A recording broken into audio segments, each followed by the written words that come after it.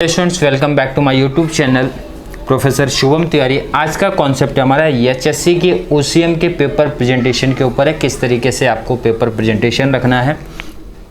अगर आप हमारे चैनल पर न्यू हैं तो चैनल को सब्सक्राइब कीजिए ताकि आपको लेटेस्ट वीडियो का अपडेट मिलता रहे।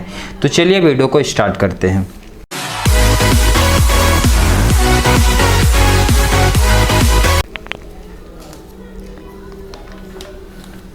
मैंने जितने भी क्वेश्चन है, क्वेश्चन नंबर 1 से लेकर लास्ट क्वेश्चन तक जितने भी क्वेश्चन है, किस तरीके से आपको पेपर प्रेजेंटेशन रखना है, मैंने A to Z जितने भी मेथड हैं, जितना पॉसिबल हो सकता है, मैंने हर एक मेथड के बारे में यहाँ पे डिस्कस किया है। चलिए क्वेश्चन नंबर 1 की बात करते हैं। तो 1 में आपका रहता है ऑब्जेक्टिव टाइप क्वेश्चन। 4 ऑब्जेक्टिव्स आपके रहेंगे 5 मार्क्स का। तो 1 इसमें रहता है मल्टीपल चॉइस क्वेश्चन आपका जो रहता है। तो मल्टीपल चॉइस क्वेश्चन में क्या करते हैं, बहुत सारे स्टूडेंट क्या करते हैं, डायरेक्टली जो राइट आंसर रहता है उसको लिख देते हैं, बाकी का आंसर मीन्स सेंटेंस कंप्लीट नहीं करते। बट आपको क्या करना है कि यहाँ पे सेंटेंस भी कंप्लीट करना है, और जो आपने वहाँ पे फिलअप किया है वहाँ पे, जैसे आप देखेंगे मैंने यहाँ पे पेंसिल से क्या क्या है उसको अंडरलाइन किया, तो आपको वहाँ पे अंडरलाइन कर लेना, जिससे आपको एग्जामिनर जो भी रहेगा उनको डायरेक्टली जो भी आपने अंडरलाइन किया है मीन्स आपने जो फिलअप किया आंसर वो उनको क्लियर पता चले। तो इस तरीके से देखिए हर क्वेश्चन 1 2 3 4 5 और जो भी मैंने फिलअप किया उसको क्या किया यहाँ पे इस तरीके से उसको अंडरलाइन कर दिया। क्लियर हो गया। अब question number 2 match the pair. तो मैच द पेयर ऑलरेडी आपको पता है कि ग्रुप 1 एंड ग्रुप 2 का डिटेल दिया रहता है, मैच करना रहता है। तो first, second, third, fourth, fifth यहाँ पे दिया रहेगा, तो उसके सामने राइट आंसर आपको लिखने का। तो यहाँ पे मैंने फर्स्ट पेज में ही आपको कंप्लीट किया है। तो आपको अगर एग्जाम में सेकंड पेज पे लेके जाना है तो सेकंड पेज पे भी लेके जा सकते हो, मीन्स सेपरेट भी आप कर सकते हो। पेज आपके पास मीन्स अगर आपके पास जगह बच रहे तो फर्स्ट का ही क्वेश्चन, इसलिए आप इसमें ही उसको एडजस्टमेंट आप कर सकते हो। तो इसमें कोई इश्यू नहीं था, मैच द पेयर भी आपका यहाँ तक कोई दिक्कत नहीं है। चलिए नेक्स्ट क्वेश्चन की बात करते हैं।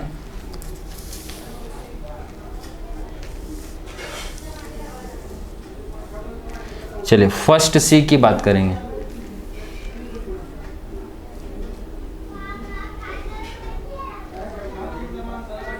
क्वेश्चन नंबर फर्स्ट सी, यहाँ पे मैंने लिखा है 1 वर्ड का कॉन्सेप्ट। अब यहाँ पे भी प्रॉब्लम ये है ना कि बहुत सारे स्टूडेंट क्या करते हैं 1 वर्ड डायरेक्टली आंसर लिख देते हैं, क्वेश्चन क्या है वो तो उन्होंने लिखा ही नहीं। बट आपको क्या करना है, ध्यान देना, जो भी सेंटेंस है, जो भी उन्होंने बोला है क्वेश्चन, पहले आप लिखो, फिर आंसर को इस तरीके से लिखो। क्लियर है। अब आंसर लिखने का भी कॉन्सेप्ट है। बहुत लोग डायरेक्टली देखिए, मैंने 5 है तो 5 को अलग अलग टाइप्स में करके आपको दिखा दिया किस तरीके से लिखने का है। आपने क्या किया, जो भी क्वेश्चन था वो लिखा, और जो भी आपका आंसर है उसको मैंने आपने बॉक्स में हाईलाइट किया। इससे एग्जाम में को देखो डायरेक्टली आपका जो आपने हाईलाइट किया वो आपको वहाँ पे उनको क्लियर वहाँ पे दिख रहा है। 2 की बात करेंगे तो देखो मैंने अंडरलाइन कर दिया। थर्ड में देखोगे आप डबल अंडरलाइन कर दिया। यहाँ पे देखिए आपको एक ही फॉर्मेट पे चलना है। अगर आपने बॉक्स बनाया तो 5 में ही बॉक्स बनाओ। आपने एक में अंडरलाइन किया तो 5 आंसर में आपको सिर्फ अंडरलाइन करना है। आप अलग अलग तरीके से नहीं कर सकते हो, बट मैंने नहीं आपको समझाने के लिए यहाँ पे किया है। बहुत सारे स्टूडेंट क्या करते हैं, अलग से सेपरेट आंसर नहीं लिखते, उसके आगे ही लिख देते हैं आंसर, वो भी बेस्ट है। तो आपको उसमें से कौन सा लगता है कि कौन सा प्रेजेंटेशन बेस्ट रहेगा वो उसको आप फॉलो करना। और ध्यान देना यहाँ पे मैंने सब जितने भी टाइप से सब बता दिया। सिंगल अंडरलाइन कर सकते हो आप, डबल अंडरलाइन कर सकते हो, उसको आप बॉक्स में रख सकते हो या फिर डायरेक्टली लिख सकते हो। तो आपके ऊपर डिपेंड है कौन से मेथड से आप जाना चाहते हो। चलिए नेक्स्ट आते हैं।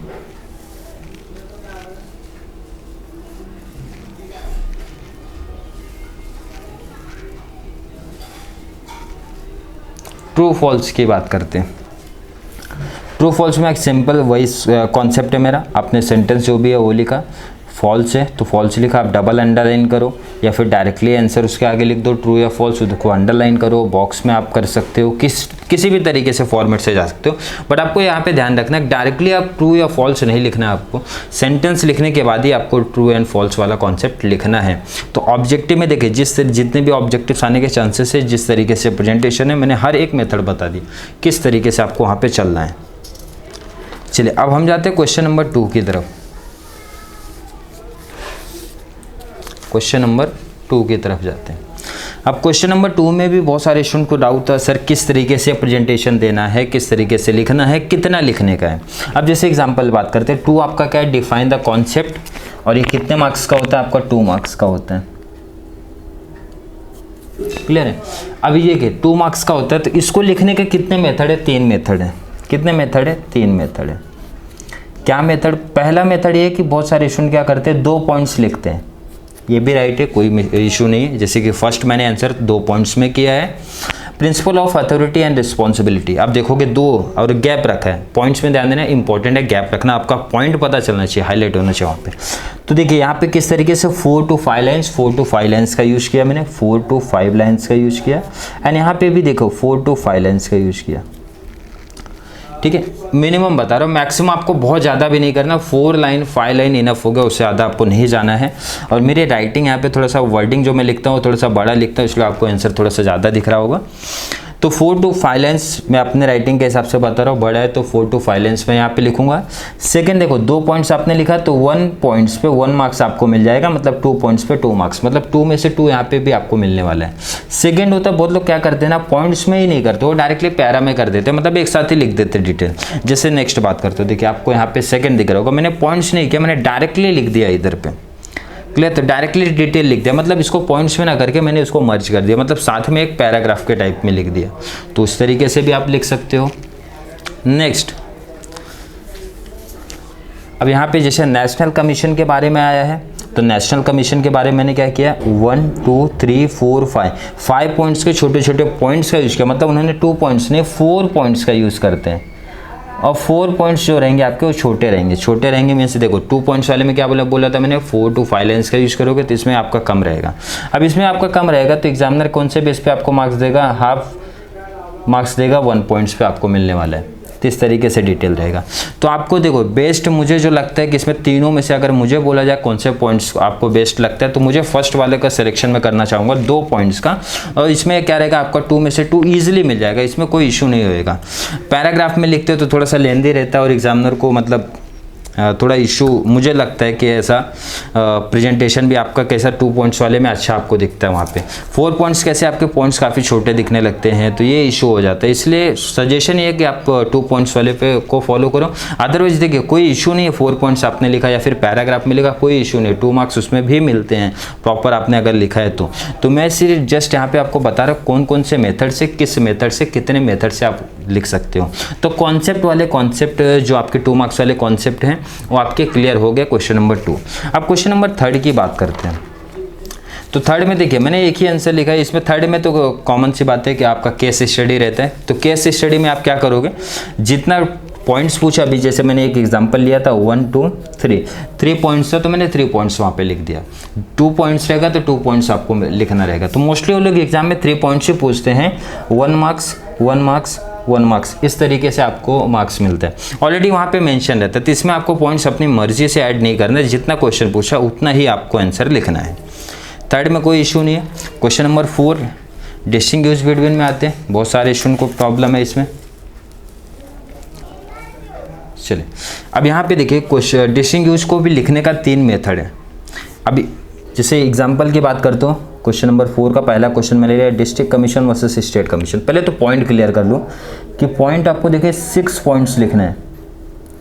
अब बहुत सारे स्टूडेंट क्या करते हैं 4 मार्क्स का है तो 4 पॉइंट लिखने वाले हैं, कोई बहुत आपको यहाँ पे क्या होगा 4 पॉइंट्स आपको लिखा तो 4 मार्क्स तो नहीं मिलने वाले हैं, चाहे आपका शॉर्ट नोट्स हो चाहे आपका डिस्टिंग्विश वाला पॉइंट हो। 4 मार्क्स का है तो 6 पॉइंट लिखना कंपलसरी है आपको, उससे ज़्यादा भी नहीं उससे कम भी नहीं, 6 पॉइंट इनफ हो गया, क्लियर है। उसे ज़्यादा नहीं जाना है, ध्यान देना आपको, उससे ज़्यादा नहीं है, 6 पॉइंट ही आप लिखो। अगर आपको बेस्ट मीन्स 3.5 मार्क्स तो मिलेगा उससे में, तो आप 6 पॉइंट का आप यूज़ करो। अब देखिए फर्स्ट मैंने जैसे यहाँ पे लिखा मीनिंग को अंडरलाइन कर दिया और उसके आगे मीनिंग दोनों यहाँ पे लिखा, दूसरा एरिया लिख दिया, 3rd 4th एंड 5th। तो यहाँ पे फर्स्ट केस में मैं क्या कर रहा हूँ, पॉइंट्स लिख के उसको अंडरलाइन करके एक्सप्लेन कर दिया, क्लियर है। फर्स्ट हमारा ये मेथड है, पॉइंट्स मैंने क्लियर किया, 6 पॉइंट्स देखोगे आप, मैंने यहाँ पे 6 पॉइंट्स लिखा है, क्लियर है। सेकंड क्या होता है, आपको पॉइंट्स सिर्फ लिखने का तरीका आपको बदलेगा, क्लियर। पॉइंट्स को मैंने क्या किया मिडल में कर दिया और इसको पेंसिल से, देखिए पेंसिल का यूज़ करके मैंने उसको हाईलाइट किया है। तो ये भी आपका दूसरा मेथड है कि आप क्या करो, जो भी आपके पॉइंट्स उसको आप मिडल में रखो, मिडल में देखो नंबरिंग करके। पॉइंट्स तो मैंने क्या बोला, पॉइंट्स में कोई इशू नहीं है, 6 पॉइंट आपको यूज़ करना है, लिखने का मेथड सिर्फ आपका चेंज हो जाता है। मैंने फर्स्ट मीनिंग लिखा, सेकेंड नंबर लिखा, 3rd printing and currency, acceptance of deposit, इस तरीके से इसको मिडल में लिख दिया। और आपको देखो पॉइंट्स देखते एग्जामिनर को पॉइंट्स यहाँ पे एकदम क्लियर पता चल जा रहा है भाई कितने पॉइंट्स उन्होंने लिखा है, एकदम हाईलाइट हो रहा है पॉइंट्स यहाँ पे। लास्ट देखो 2 ही मेथड मैंने यहाँ पे लिखा है।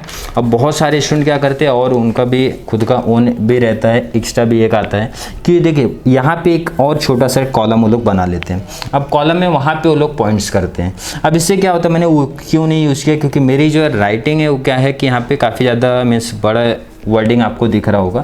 अभी यहाँ पे क्या है, अगर मैं एक और लाइन खींच देता हूँ तो ये काफ़ी छोटा यहाँ पे गैप आ जाता है, इसकी वजह से नहीं यूज़ किया। अभी जिस स्टूडेंट की वर्डिंग थोड़ा सा छोटा रहेगा उनको क्या करना है, ये तीसरा मेथड भी वो लोग फॉलो कर सकते हैं। यहाँ पे एक लाइन ड्रॉ करेंगे और पॉइंट्स को यहाँ पे हाईलाइट करेंगे, दोनों के मीनिंग जो भी पॉइंट्स रहेंगे उसको यहाँ पे लिखने का। तो आपके ऊपर डिपेंड है, आप तीनों में से किसी भी मेथड से जा सकते हो ईजिली, मीन्स मार्क्स तीनों में सेम रहेगा, कोई इशू नहीं है। बट क्या बताया मैंने यहाँ पे, आपको देखना है कौन सा मेथड आपको इजी पड़ रहा है, कौन से में आपका टाइम कंज्यूमिंग कम हो रहा है, किस तरीके से आपको मीन्स इजी लग रहा है, कौन सा आपको बेस्ट लग रहा है वो आप फॉलो करो। चलिए नेक्स्ट क्वेश्चन पे हम लोग जाते हैं। ब्रीफ की बात करते हैं। अब ब्रीफ पहले मार्क्स की बात कर लो। देखो 4 मार्क्स का है तो कितने पॉइंट्स मैंने बोला था, 6 पॉइंट्स। अब यहाँ पे एक इंपॉर्टेंट चीज़ है कि एग्जाम में कभी कभी एग्जामिनर क्या करते हैं ना, क्वेश्चन में क्या रहता है आपको हाईलाइट हो जाता है 4 इंपॉर्टेंस ऑफ स्टाफिंग, तो आपको 4 ही लिखना है। जब आपको मेंशन किया गया 4 पॉइंट्स की मेंशन है तो उतना ही लिखना है। लेकिन अगर मेंशन ही नहीं किया है, अब जैसे दे यहाँ पे देखते हैं explain any 5 importance of planning, 5 mention किया तो मैं 5 ही लिखूंगा। बट यहाँ पे ध्यान देना बहुत सारे स्टूडेंट क्या करते हैं डायरेक्टली इंपॉर्टेंस लिखना स्टार्ट कर देते हैं, तो यहाँ वो ऐसा आपको नहीं करना। मीनिंग आपको लिखना थोड़ा सा जरूरी है। यहाँ पे मीनिंग शॉर्ट में ही, मेन आपको जो मीनिंग रहता है वो शॉर्ट में ही लिखो, बट आपको यहाँ पे मीनिंग लिखना कंपलसरी रहता है। डायरेक्टली आपको पॉइंट्स नहीं स्टार्ट कर देना है, क्लियर है। मीनिंग के बाद आपको क्या करना है, देखो अब यहाँ पे आपके 5 इंपॉर्टेंस की बात हुआ था तो मैंने देखो 5 को इस तरीके से डायग्राम के टाइप में हाईलाइट कर दिया। तो इससे होगा क्या, एग्जामिनर देखेगा भाई मीनिंग आपने लिखा है और आपने इंपॉर्टेंस लिखा है, तो इससे क्या होता है, देखो एक तो आपका एक पेज भी कवर हो गया। अब इसमें क्या करना है, नेक्स्ट पे आप क्या करोगे, 5 को एक्सप्लेन करोगे। तो एग्जामिनर यही देख लेता है, पॉइंट्स आपका रीड कर लिया, बस अंदर के कंटेंट को उतना डिटेल में तो लोग पढ़ने वाले नहीं है, क्लियर है। तो प्रेजेंटेशन आपका अच्छा है तो बेस्ट है। अब यहाँ पे पॉइंट्स की बात कर लेता हूँ, पॉइंट्स को एक्सप्लेन कैसे करना है। देखो इनोवेशन 2 पॉइंट्स पे मैंने सबको एक्सप्लेन किया है, 2 पॉइंट्स, इनोवेशन को 2 पॉइंट्स, बेटर रिलेशन को 2 पॉइंट्स, मतलब जितने भी पॉइंट्स हैं उसको 2 सब पॉइंट्स के में एक्सप्लेन करना है आपको। देखिए और यहाँ पे भी देखिए मैंने बताया इनोवेशन पॉइंट्स लिखा तो अंडरलाइन किया उसको, या फिर दूसरा ऑप्शन है मैंने क्या बताया डबल अंडरलाइन किया है, या फिर तीसरा ऑप्शन क्या मैंने उसको सीधा बॉक्स में बनाया। आपके ऊपर डिपेंड है, लेकिन ध्यान देना एक ही पे चलना। अभी मैंने यहाँ पे आपको समझाने के लिए क्या किया, किसी में अंडरलाइन किया, किसी में डबल अंडरलाइन, बट आपको कोई एक फॉर्मेट पे जाना है, या तो आप बॉक्स में करो, या तो डबल अंडरलाइन करो, या तो सिंगल अंडरलाइन करो। आप किसी भी मेथड से जा सकते हो जो आपको बेस्ट लगता है। जैसे question number 2 nature of management, तो मैंने मैनेजमेंट का देखिए यहाँ पे मीनिंग लिखा है नेचर ऑफ मैनेजमेंट, कुछ भी बोला नहीं था कितना पॉइंट्स लिखने का। तो मैंने क्या बोला था आपको 6 पॉइंट आप यूज़ करो, मैक्सिमम 6 पॉइंट, 5 to 6 पॉइंट आप लिख सकते हो, बट 6 मैंने मैक्सिमम वर्ड यूज़ किया, 6 लिखना है। अब जो आप देखो पॉइंट्स को हाईलाइट करते हो उसको प्रेजेंटेशन करने का मेथड थोड़ा सा चेंज करते रहो हर टॉपिक में। अब जैसे इसमें देखिए, इसमें किस तरीके से मैंने आपको दिखा, देखिए बॉक्स में ले लिया है। सेकेंड फर्स्ट वाले में देखिए डिफरेंस क्या था, फर्स्ट वाले में किस तरीके से मैंने एक्सप्लेन किया था आपको, तो फर्स्ट में देखिए किस तरीके से आपको एक्सप्लेन किया गया एंड इसमें किस तरीके से एक्सप्लेन किया गया। मतलब क्या करना आपको, थोड़ा सा डिफरेंट कर दो आप, तो इससे क्या रहेगा। आप देखो एग्जामिनर क्या करते हैं, मीनिंग आपका देख लिए, पॉइंट्स देख लिया, बस अंदर के कंटेंट को उतना डिटेल में वो लोग नहीं रीड करते हैं यहाँ पे। तो पॉइंट्स देखा, अभी उनका प्रेजेंटेशन आपका अच्छा है, उनको लग जाता है। पॉइंट्स मैंने ऑलरेडी बता दिया किस तरीके से इसको एक्सप्लेन करना है, एक्सप्लेन मैंने किया नहीं है, किस तरीके से एक्सप्लेन करना ऑलरेडी मैं बता चुका हूँ। चलिए क्वेश्चन नंबर 6 पे आते हैं आपके। जस्टिफाई वाले टॉपिक पे आते हैं। बहुत सारे स्टूडेंट को डाउट था कितने पॉइंट्स लिखे हैं। जस्टिफाई आपका कितने मार्क्स का, 4 मार्क्स का, तो 4 मार्क्स का तो 4 पॉइंट लिखना है। 4 मार्क्स का रहेगा तो कितना, 4 पॉइंट्स। अब ध्यान देना यहाँ पे जो पॉइंट्स आपको लिखते हो, जितने भी पॉइंट्स आपको लिखोगे 3 to 5 लाइन का होना चाहिए, ये भी आपको ध्यान में रखना है। मतलब सिंपल सा ये कहना चाहता हूँ 3 to 5 लाइन का होना चाहिए। मतलब बहुत छोटे भी नहीं लिखने पॉइंट्स आपको, छोटा पॉइंट्स लिखोगे तो फिर 1 मार्क्स तो 1 पॉइंट पे नहीं मिलने वाला है आपको। इसलिए मैंने क्या बोला, पॉइंट्स को थोड़ा सा रहेगा 3 to 5 लाइन का रहेगा, और इस तरीके से आप प्रेजेंट करना उसको एग्जाम में, इस तरीके से आप प्रेजेंटेशन रखना कि जो भी बोर्ड का आंसर शीट है, जैसे ये देखिए planning is the first function of management. अब देखिए इस तरीके से मैंने प्रेजेंटेशन दिया है कि आपका 1 पेज मतलब एक पेज तो कंप्लीट हो ही जाएगा, मतलब एक पेज में परफेक्ट आपका बैठेगा इधर पे आंसर। इस तरीके से आपको एग्जाम में भी ध्यान रखना है कि एक पेज आपका कवर हो जाना चाहिए। 4 पॉइंट्स लिखना है, इसमें कोई डाउट नहीं होना चाहिए। 4 पॉइंट्स में थे देखिए, अब यहाँ पे जस्टिफाई में एक एडवांटेज भी है, जैसे प्लानिंग। अब किसी स्टूडेंट को इसका आंसर नहीं पता क्या है क्या नहीं है, बट मीनिंग उसने पढ़ा है तो मीनिंग लिख सकता है, तो उसका मार्क्स उसको मिलने वाले हैं वहाँ पे। ये एक एडवांटेज होता है जस्टिफाई वगैरह में। बाकी मैंने यहाँ पे आपको ऑलरेडी लिख के दिखाया किस तरीके से प्रेजेंटेशन आपको देना है। चले नेक्स्ट जाते हैं हम लोग किस पे, शॉर्ट नोट्स पे। मीन्स 5 मार्क्स का, ब्रीफ 4 का है, ये 5 का है। 5 मार्क्स का तो पॉइंट भी 1 से 2 पॉइंट भी बढ़ेगा। तो 5 मार्क्स के लिए मैंने कितना बोला, 7 पॉइंट्स का आपको यूज़ करना है। 6 to 7 बोला, 7 मैक्सिमम मैं बोल रहा हूँ। 7 पॉइंट्स का आपको क्या करना है, उसका यूज़ करना है। अब प्रेजेंटेशन देखिए, मीनिंग मैंने बोला कंपलसरी है। बहुत सारे स्टूडेंट क्या कर रहे हैं कि सोल्यूशन देख के, या फिर बहुत लोगों को डाउट है कि मीनिंग लिखने की ज़रूरत नहीं है, बट मीनिंग देखिए, ब्रीफ हो शॉर्ट नोट्स हो, मीनिंग लिखना कंपलसरी है। मीनिंग ब्रीफ में तो मैंने और शॉर्ट में लिखा था, आपका यहाँ पे जो शॉर्ट नोट्स मीन्स 5 मार्क्स वाला, उसमें तो मैंने थोड़ा सा और डिटेल डाल दिया है मीनिंग का। अब यहाँ पे देखिए प्रेजेंटेशन का मेथड देख ले किस तरीके से मैंने उसको प्रेजेंटेशन दिया है। अब प्रेजेंटेशन के अलग अलग मेथड है, कोई भी मेथड आप फॉलो कर सकते हो। मैंने अलग अलग डायग्राम टाइप में दिखाया, तो आपको जो इजी लगता है, जैसा बेस्ट लगता है, उस तरीके से आप फॉलो कीजिए उसको। राइट्स ऑफ कंज्यूमर, तो मैंने इस तरीके में देखो ये लिखा है आपको, राइट्स ऑफ कंज्यूमर करके मेंशन कर दिया इधर पे, और राइट्स लिख दिया यहाँ पे। जितने भी कितने पॉइंट्स, 7 पॉइंट्स मैक्सिमम है। अब मैंने बोला था अगर आपको 4 पॉइंट्स कोई भी आ जाता है कि आप सिर्फ 4 पॉइंट्स लिखे, तो उसका प्रेजेंटेशन आप इस तरीके में भी दे सकते हो। आप उसको बॉक्स में कर दो, या इस तरीके से ड्रॉ कर दो, या डायरेक्टली एरो दिखा दो, जिस तरीके से करना हो।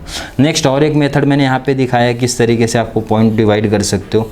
इस तरीके से राउंडर का यूज़ करके कर सकते हो। प्रेजेंटेशन के अलग अलग मेथड है, कैसे भी आप जा सकते हो। नहीं आपको इतना टाइमिंग नहीं मिल रहा है या फिर कुछ इशू हो रहा है, तो आप डायरेक्टली भी लिख सकते हो, पॉइंट कोई इशू नहीं। बट जितना प्रेजेंटेशन आपका बेस्ट रहेगा, उतना मार्क्स आपको एग्जाम में अच्छा मिलने वाला है। चलिए लास्ट बात करते हैं लॉन्ग आंसर की, मोस्ट इंपॉर्टेंट क्वेश्चंस। अब लॉन्ग आंसर का जो कॉन्सेप्ट रहता है आपका, मीनिंग लिखा मैंने। डिफाइन यहाँ पे देखिए 2 डिफाइन लिखा, बट एग्जाम में आपको एक ही डिफाइन लिखना है। 2 याद है तो बेस्ट है, बट एक तो कंपलसरी है, बिना डिफाइन के आपके लॉन्ग आंसर नहीं लिखना है। डिफाइन ही मोस्ट इंपॉर्टेंट है लॉन्ग आंसर के लिए। तो आपका रहेगा मीनिंग पहले रहेगा, सेकंड डिफाइन रहेगा। इंट्रोडक्शन लिखते हो तो और बेस्ट है, आपके ऊपर है। इंट्रोडक्शन लिखते हो, बट नई इंट्रोडक्शन है तो कोई इशू नहीं है। मीनिंग एंड डिफाइन तो कंपलसरी है। बट यहाँ पे अब यहाँ पे मैंने क्या किया, प्रेजेंटेशन दिया है कि इंपॉर्टेंस ऑफ कोऑर्डिनेशन, कितने पॉइंट्स का आपको यूज़ करना है। तो देखिए आपको यूज़ करना है 8 पॉइंट्स। 8 इनफ है, बट आपको एक्स्ट्रा लिखना है 8 to 9 points. 8 but extra means enough हो जाएगा आपको लिखते टाइम, क्योंकि आपने डिफाइन भी दिया है, मीनिंग भी दिया, इंट्रोडक्शन अगर दिया तो बेस्ट है। अब देखिए इस पर भी प्रेजेंटेशन का किस तरीके से आपको कैसा भी, पहले पॉइंट्स आप हाईलाइट करो, उसके बाद ही उसको एक्सप्लेन करना, डायरेक्टली मत एक्सप्लेन करो। पहले आप हाईलाइट करते हो तो इससे क्या होता है ना, एग्जामिनर आपका यहाँ पे देख लेगा कितना पॉइंट्स लिखा है, कौन कौन से पॉइंट्स लिखा है। पॉइंट्स राइट है तो एक एडवांटेज ये मिलता है कि आपका कंटेंट नहीं पढ़ेंगे। अगर आपने क्या किया, बहुत सारे स्टूडेंट क्या करते हैं, पॉइंट्स लिखते हैं डायरेक्टली, फिर एक्सप्लेन करेंगे। पहला पॉइंट लिखा एक्सप्लेन किया, सेकंड लिखा एक्सप्लेन किया, थर्ड लिखा एक्सप्लेन किया।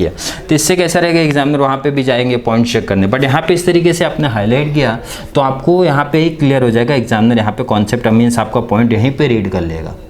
क्लियर। लास्ट और भी किस तरीके से आप दिखा सकते हो, तो देखिए इस तरीके से मैंने एक और क्वेश्चन दिखाया है, paper presentation types of bank, इस तरीके से हाईलाइट किया।